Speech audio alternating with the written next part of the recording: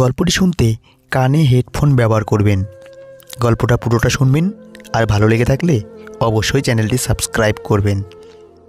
আমার মায়ের শরীর খুব খারাপ ছিল।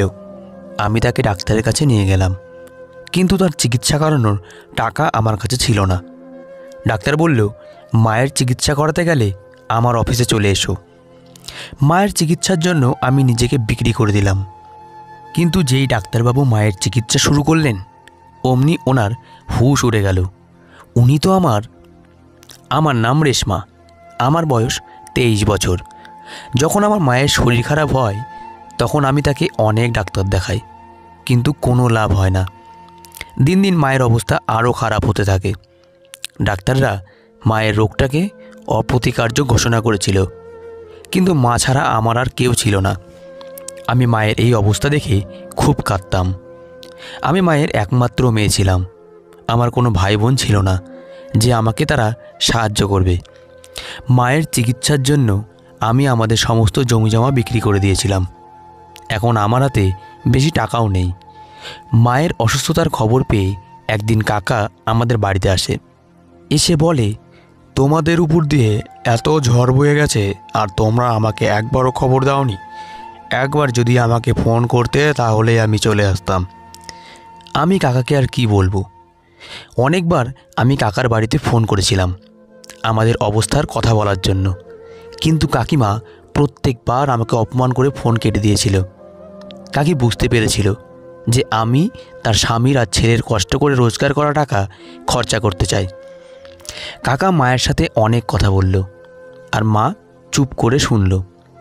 মায়ের সাথে কথা শেষ হওয়ার পর কাকা আমাকে বলল, রেশমা, তোমাদের জিনিসপত্র গুছিয়ে নাও, তোমরা আমার সাথে আমাদের বাড়িতে যাবে। আমার একেবারে ইচ্ছা ছিল না কাকার বাড়িতে যাওয়ার। কাকার ছেলেকে আমার পছন্দ নয়, কিন্তু কাকা বলল, যতদিন না আমার মা পুরোপুরি সুস্থ হচ্ছে ততদিন আমরা তাদের বাড়িতেই থাকব। আর কাকার বাড়িতে থাকা মানে রোজ কাকিমার কথা শোনা। কাকিমা এমনিতেই আমার সুন্দর দেখতে হওয়া নিয়ে হিংসা করত। সে বলতো আমি সব ছেলেকে আমার রূপের জালে ফাঁসাই, কিন্তু কাকা জোর করল, তাই আমাকে বাধ্য হয়ে জিনিসপত্র গোছাতে হলো। কাকা আমাদের তার বাড়িতে নিয়ে গেল। কাকি তো এই খবরটা পেয়ে গোটা বাড়ি মাথায় তুলল আর বলতে লাগলো, এমনিতেই এত খরচ, তার উপর আরও 2 জন মানুষকে বাড়িতে নিয়ে এলে এদের খাওয়া পড়ার খরচা কে দেবে? তখন কাকা গিয়ে কাকির কানে কিছু একটা বলল, আর কাকি চুপ করে গেল। কাকি আমাকে বলল, যাও রেশমা, তোমার মাকে নিয়ে ঘরে যাও। আমি যেতে যেতে ভাবতে লাগলাম যে কাকা কী এমন বলল কাকিকে যে কাকি এরকম বদলে গেল। কিন্তু কিছুক্ষণ পর আমি এই ব্যাপারটা ভুলে গেলাম আর মাকে নিয়ে চিন্তা করতে শুরু করলাম। আমি ভাবলাম যে আমি যদি শহরের কোনো ছোটোখাটো একটা চাকরি খুঁজে নিই তাহলে মায়ের চিকিৎসার টাকাটা জোগাড় করতে পারবো। কিন্তু আমার চিন্তা ছিল যে কাকা যদি আমাকে চাকরি করতে না দেয়। পরের দিন সকালে উঠে আমি প্রথমে রান্নাঘরে গেলাম কিছু খাবারের বন্দোবস্ত করতে। তখন কাকি রান্নাঘরে এসে আমাকে বলল, দেখো রেশমা, এখন তো তোমাকে আর তোমার মাকে এই বাড়িতেই থাকতে হবে। তুমি তো জানো জিনিসপত্রের দাম কীরকম বেড়েছে। তুমি এক কাজ করো, শহরে কোনো ছোটোখাটো একটা চাকরি খুঁজে নাও, তাহলে কিছু না হোক মায়ের ওষুধের টাকাটা তো তুমি দিতে পারবে। বাকি ব্যবস্থা আমি আর তোমার কাকা করে নেব, সে নিয়ে তোমায় ভাবতে হবে না। আমি কাকির এই রূপটা কোনো দিনও দেখিনি। তার ব্যবহার একদম বদলে গেছিল। আমার আর মায়ের খুব ভালোভাবে খেয়াল রাখছিল। আমি দেখে অবাক হলাম যে এক রাতের মধ্যে কাকি এতটা কি করে বদলে গেল। কাকা কী এমন বলল কাকিকে যে সে নিজেকে বদলাতে বাধ্য হলো? সে যাই হোক, সে আমার সাথে খুব ভালো ব্যবহার করছিল। আমি তো এই বিষয়ে খুশি ছিলাম যে আমি এখন চাকরি করতে পারবো, কেউ আমাকে বাধা দেবে না। আমি ঘরে এসে মাকে বললাম যে আমি চাকরি করতে চাই, কারণ আমি জানি মায়ের এটা জানা দরকার, তার মেয়ে সারাদিন কোথায় থাকবে। মা আমাকে চাকরি করতে বারণ করলো না। মাও বুঝতে পেরেছিল যে এখন আমরা কাকার বাড়িতে আছি, তাই নিজেদের খরচাটা যতটা সম্ভব নিজেদেরকেই চালাতে হবে। শহরে আমার একটা বন্ধু ছিল, তার নাম শীতল। আমি তাকে ফোন করে সব কথা বললাম। সে বলল, রেশমা, তুমি আমাকে 2 দিন সময় দাও, আমি চেষ্টা করছি আমার অফিসে তোমাকে একটা কাজ জোগাড় করে দিতে। যদি তোমার এখানে কাজটা হয়ে যায় তাহলে খুব ভালো হবে, আমরা 2 বন্ধু একসাথে কাজ করতে পারবো। কথাটা শুনে আমি খুব খুশি হলাম, কারণ আমি প্রথমবার শহরে কাজ করতে পারবো। কিন্তু আমার ভয়ও লাগছিল, এই ভেবে যে শহরের পরিবেশটা কেমন হবে, আমি ওখানে গিয়ে মানিয়ে নিতে পারবো কি না। এই ভাবতে ভাবতে 2 দিন কেটে গেল। 2 দিন পর শীতল আমার বাড়িতে চলে এলো। এসে বলল, রেশমা, তোমার ভাগ্যটা খুব ভালো। কাল আমি অফিসে তোমার কথা বলতেই ওরা তোমাকে নিতে রাজি হয়ে গেল। ওদের একটা খাঁটিয়ে মেয়ে দরকার ছিল, আর আমি জানি তুমি কাজটা ভালোভাবে করতে পারবে। ওরা এটাও বলেছে যে তোমাকে ভালো পারিশ্রমিক দেওয়া হবে। শীতলের কথা শুনে আমি খুব খুশি হলাম, কিন্তু আমার চিন্তা হয় যে অফিসের মালিক কেমন হবে। পরের দিন সকালে আমি পুজো করে শীতলের সাথে অফিসে গেলাম। এসে আমি জানতে পারলাম যেই মালিক আমাকে কাজে রেখেছেন তিনি কোনো কাজে কিছু দিনের জন্য শহরের বাইরে গেছেন। এটা একটা সার্জিক্যাল কোম্পানি ছিল, যেখানে চিকিৎসার সরঞ্জাম তৈরি হতো। প্রথম কদিন আমাকে শীতলের সাথে রাখা হতো, যাতে আমি ভালো করে কাজটা শিখতে পারি। প্রথম কদিন আমার অফিসে আসতে অস্বস্তি হচ্ছিল, কিন্তু আস্তে আস্তে আমি এখানের পরিবেশের সাথে নিজেকে মানিয়ে নিলাম। আমি শীতলের সাথেই অফিসে আসতাম, আর ছুটি হলে তার সাথেই বাড়ি ফিরতাম। 10 দিন হয়ে গেল আমি এখানে কাজ করছি, কিন্তু এখনও আমি আমার মালিককে দেখতে পাইনি। আমি এখনও জানি না তিনি কে আর তিনি কেমন। আমি একবার ওনার সাথে দেখা করতে চাই, যিনি আমাকে কোনো ইন্টারভিউ না নিয়েই চাকরিটা দিয়ে দেন। আমার শিক্ষাগত যোগ্যতা বেশি নয়, আমি কেবল 8 পাস করেছিলাম। বাবা মারা যাওয়ার পর আমার আর পড়াশোনা করা হয়নি। একদিন মায়ের শরীরটা খুব বেশি খারাপ হয়েছিল। আমি সেই সময় অফিসেই ছিলাম। কাকি আমাকে ফোন করে বলে, তোমার মায়ের শরীরটা খুব খারাপ, তুমি এক্ষুনি বাড়ি চলে এসো। কাকির গলাটা খুব চিন্তিত শোনায়। আমি সঙ্গে সঙ্গে শীতলকে বলে বাড়ি চলে এলাম। এসে দেখি মা খুব অসুস্থ। আমি মাকে নিয়ে হাসপাতালে গেলাম। সেখানে ডাক্তার মাকে দেখে জবাব দিয়ে দিল, বলল, তুমি ওনাকে দিল্লিতে নিয়ে যাও। তখন আমার কাছে বেশি টাকা ছিল না, কিন্তু তাও আমি মাকে দিল্লিতে নিয়ে গেলাম। আমি চাই না টাকার জন্য আমার মায়ের চিকিৎসা বন্ধ হয়ে যাক। দিল্লিতে নিয়ে এসে আমি মাকে হাসপাতালে ভর্তি করিয়ে দিলাম। ওখানে ডাক্তার আমাকে ধৈর্য ধরতে বলে। তারা তাদের দিক থেকে পুরো চেষ্টা করেছে। আমার কিছু ভালো লাগছিল না। মনে হচ্ছিল মা যে কোনো সময় আমায় ছেড়ে চলে যেতে পারে। তারপর আমি এই পৃথিবীতে পুরোপুরি একা হয়ে যাব। 2-3 ঘন্টা পর ডাক্তার আমাকে তার অফিসে ডাকেন আর ডেকে বলেন, তোমার মায়ের অবস্থা খুব খারাপ, তার কিডনি দুটো খারাপ হয়ে গেছে। আমাদের এক্ষুনি তার চিকিৎসা শুরু করতে হবে। তার জন্য তোমাকে 5 লাখ টাকা জমা দিতে হবে, তবেই আমরা তোমার মায়ের চিকিৎসা শুরু করতে পারবো। এত মোটা টাকার অঙ্ক শুনে তো আমার হাত পা কাঁপতে থাকে। আমি ভাবতে থাকি, এতগুলো টাকা আমি কোথা থেকে জোগাড় করব। ডাক্তারবাবু মনে হয় আমার অবস্থাটা বুঝতে পারছিলেন। তিনি আমাকে জিজ্ঞেস করেন, তোমার কিছু অসুবিধা থাকলে আমায় বলতে পারো।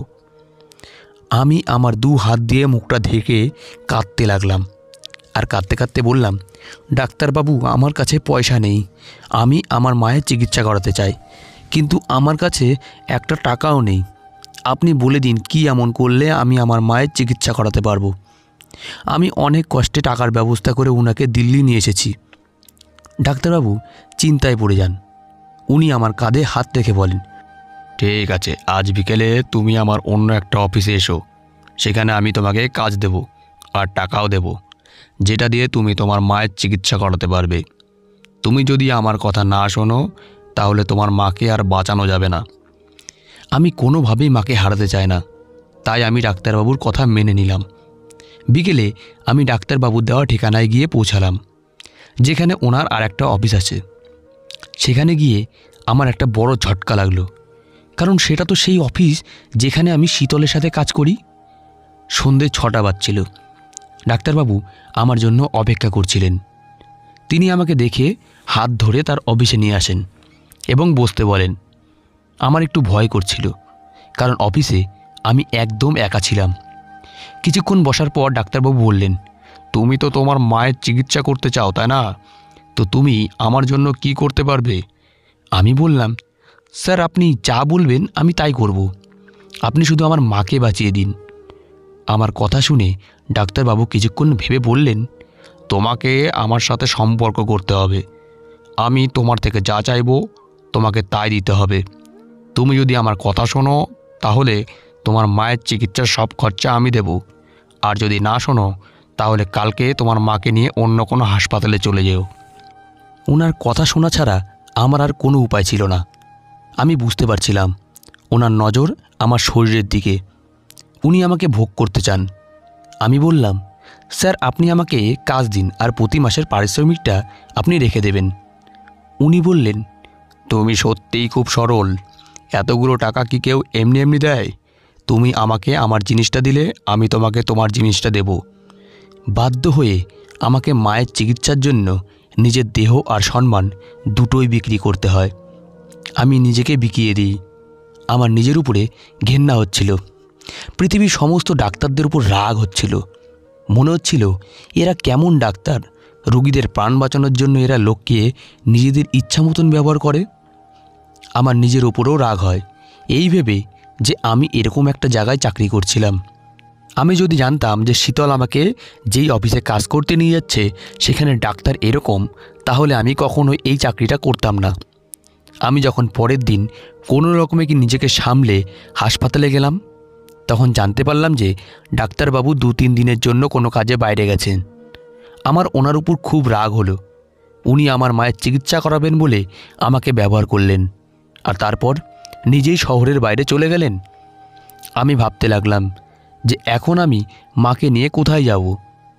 তখন আমার মনে হলো যে আমি নিজের সম্মানও হারালাম আর নিজের মাকেও বাঁচাতে পারলাম না। আমি খুব কাঁদতে শুরু করলাম। সেই সময় ওখানে একজন নার্স এসে বলেন, ডাক্তারবাবু আপনার মায়ের সমস্ত টাকা জমা করে দিয়েছে, ওনার চিকিৎসা শুরু হয়ে গেছে, আপনি কোনো চিন্তা করবেন না, উনি 2-3 দিন পর ফিরে আসবেন। এটা শুনে আমি কিছুটা স্বস্তি পেলাম। মায়ের প্রাণটা তো বেঁচে যাবে, কিন্তু আমি এখন এই মুখ নিয়ে কোথায় গিয়ে দাঁড়াবো?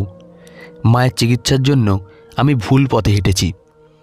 আমি এখন এই বিষয় নিয়ে ভাবতে চাই না, কারণ আমি যতই ভাবব ততই নিজের কাছে ছোট হয়ে যাব। মায়ের চিকিৎসা শুরু হয়ে গিয়েছিল।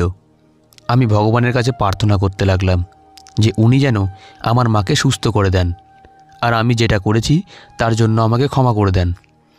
আমি ভগবানকে বলতে লাগলাম যে আমি কখনো এই কাজটা করতে চাইনি, কারোর সাথে অবৈধ সম্পর্ক জড়াতে চাইনি, কিন্তু আমাকে এটা করতে হয়েছে আমার মাকে বাঁচানোর জন্য।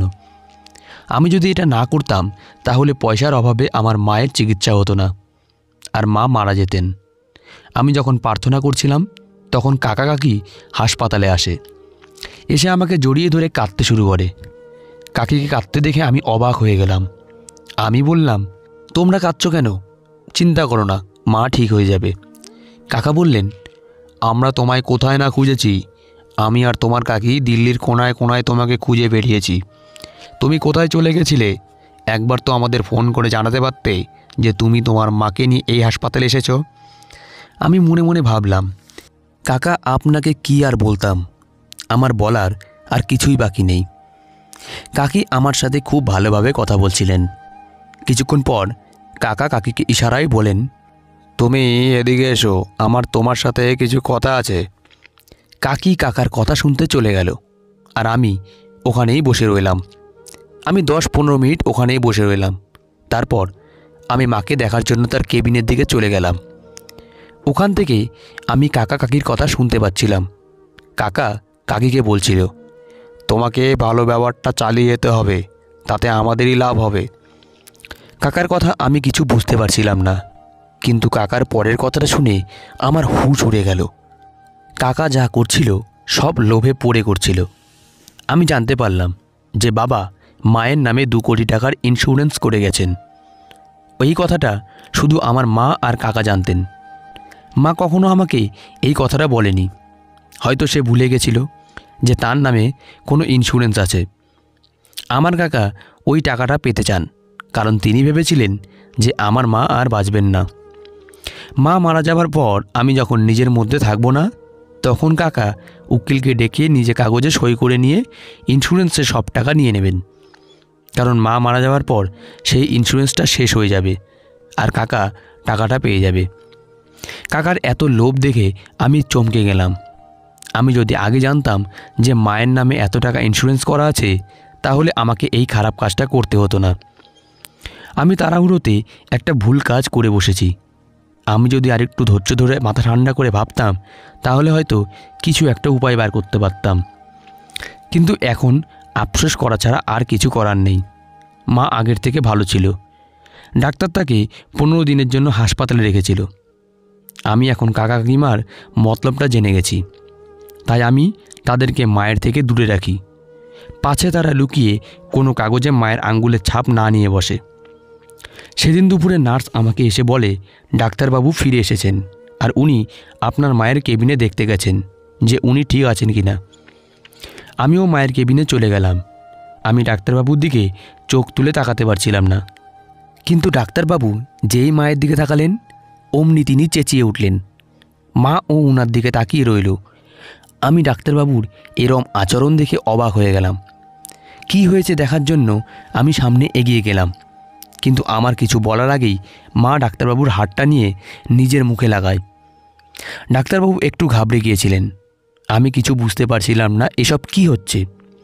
আমি কিছু জিজ্ঞেস করার আগেই মা বলে, তুমি কোথায় চলে গেছিলে? আমি তোমাকে কত খুঁজেছি, তোমাকে খুঁজতে খুঁজতে আমি অসুস্থ হয়ে পড়লাম। আমার ভাইপো, তুমি কোথায় চলে গেছিলে? তুমি জানো আমি তোমাকে নিজের ছেলের মতন বড় করেছি। আমার বোন মারা যাওয়ার পর আমি তোমাকে নিজের ছেলে হিসাবে গ্রহণ করেছিলাম। তুমি শহরে পড়াশোনা করতে চলে গেছিলে, তারপর আর আমার দিকে ফিরে তাকাওনি, একবারও খোঁজ নাওনি যে মা তোমাকে বড় করেছে সে বেঁচে আছে না মরে গেছে। ডাক্তারবাবু এতক্ষণ ধরে চুপ করে দাঁড়িয়েছিলেন। আমি বুঝতে পারলাম যে ডাক্তারবাবু আমার মায়ের নিজের ভাইপো। এখন তো আমার মরে যাওয়া ছাড়া আর কোনো রাস্তাই নেই। আমি যখন ঘর থেকে বেরিয়ে যাচ্ছিলাম তখন মা আমাকে ডেকে বলে, রেশমা, একে দেখো, এ আমার মেয়ে আর তোমার স্ত্রী। স্ত্রী কথাটা শুনে আমি কেঁপে উঠলাম। ডাক্তারবাবু বললেন, হ্যাঁ, আপনার মেয়ের সাথে আমার আগেই দেখা হয়েছে মাসি। আমিও আপনাকে অনেক খোঁজার চেষ্টা করেছি, কিন্তু মনে হয় আপনারা আপনাদের ঠিকানা বদলে ফেলেছিলেন। আমি মাকে আমার বিয়ের ব্যাপারে জিজ্ঞেস করতে যাচ্ছিলাম। আমার তো বিয়ে হয়নি, তাহলে আমি ডাক্তারবাবুর বউ কী করে হলাম?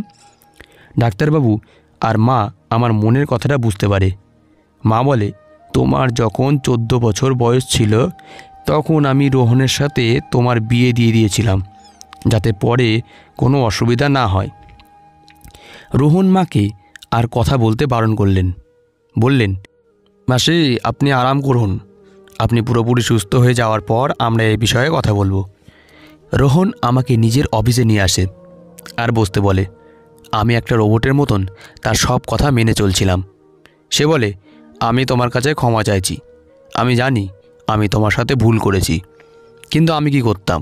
তুমি যবে থেকে এই অফিসে কাজ করতে এসেছো তবে থেকে আমি বুঝতে পেরেছিলাম যে তুমি আমার মাসির মেয়ে আর আমার স্ত্রী। কিন্তু সেই দিন আমাকে কিছু কাজের জন্য দিল্লি যেতে হয়েছিল, তাই আমার তোমার সাথে দেখা হয়নি। তারপর তুমি হাসপাতালে এলে। আমি জানতাম যে তুমি আমার স্ত্রী আর আমি তোমার সাথে অবৈধ সম্পর্ক করছি, কিন্তু তখন আমি তোমাকে কিছু বলতে পারিনি, কারণ তোমার কাকা আর তার ছেলে মিলে তোমার বিয়ে দেওয়ার প্ল্যান করেছিল, যাতে তারা তোমার ইন্স্যুরেন্সের সব টাকা নিয়ে নিতে পারে। আমি তোমাকে কিচ্ছু বলিনি, কারণ আমি চাইনি যে তুমি দুশ্চিন্তা করো। তোমার কোনো চিন্তা নেই, আমি ওই লোকগুলোর ব্যবস্থা করে ফেলেছি যারা টাকার লোভে সম্পর্কের মান রাখতে পারেনি। আমার এখনও এই পুরো ব্যাপারটা বিশ্বাস হচ্ছিল না। আমার বিশ্বাস হচ্ছিল না যে ভগবান আমার ভাগ্যটা এইভাবে পাল্টে দেবে, আর যার সাথে আমি না চাইতেও সম্পর্ক তৈরি করতে বাধ্য হয়েছি সে আমার স্বামী হবে। মা তো রোহনকে পেয়ে খুব খুশি। জানি না আমি কি এমন পুণ্য করেছিলাম যে ভগবান আমাকে এইভাবে বাঁচিয়ে দিল। মাও পুরোপুরি সুস্থ হয়ে উঠেছিল। রোহন উকিলের সাথে দেখা করে ইন্স্যুরেন্সটা বন্ধ করে দিল আর সব টাকা আমার নামে করে দিল, যাতে আমি আরও ভালোভাবে মায়ের চিকিৎসা করাতে পারি। রোহন আমাকে বলল যে আমাকে আর অফিসে যেতে হবে না, মা আমাদের সাথেই থাকতো, কারণ আমি আর রোহন ছাড়া মায়ের আর কেউ ছিল না। কাকা তারা অনেকবার আমার মায়ের কাছে ক্ষমা চাইল আর মাও তাদেরকে ক্ষমা করে দিল, কিন্তু রোহন তাদের আমাদের বাড়িতে আসতে বারণ করে দেয়। আমি রোহনের সাথে খুব খুশি ছিলাম। হঠাৎ একদিন মা আমাদের ছেড়ে চলে গেল, কিন্তু সময় সব কিছু ভুলিয়ে দেয়। আমিও আমার পরিবার আর বাচ্চাদের নিয়ে ব্যস্ত হয়ে পড়ি। ভগবানের কাছে প্রার্থনা করি যে সে যেন সবসময় আমাদের সুখে রাখে। তো বন্ধুরা, আশা করি আজকের গল্পটি তোমাদের খুব ভালো লেগেছে। ভালো লেগে থাকলে অবশ্যই ভিডিওটিতে একটি লাইক করবেন আর গল্পকথা চ্যানেলটিকে সাবস্ক্রাইব করে আমাদের পাশে থাকবেন। ধন্যবাদ।